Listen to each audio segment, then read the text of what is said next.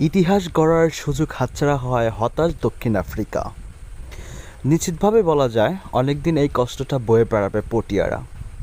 তবে পুরো আসর ও ফাইনাল দলের পারফরমেন্স গর্বিত অধিনায়ক ইডেন মাকরাম।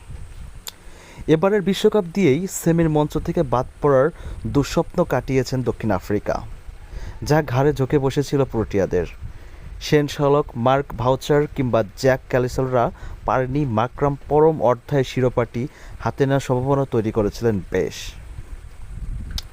তবে তাদের ইতিহাস গড়তে দিল না ভারত।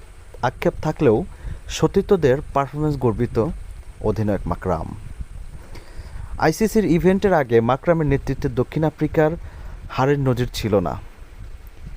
সেটা সিনিয়র ক্রিকেটার যেমন, তেমনি জুনিয়র ক্রিকেটাররাও তেমনই। গত ওয়ানডে বিশ্বকাপে দ্বিতীয় ম্যাচের দায়িত্ব নিয়ে দুটিতে জয়ে এনে দিয়েছিলেন ইডেন মাকরাম। এবারের টি-20 বিশ্বকাপের ফাইনালের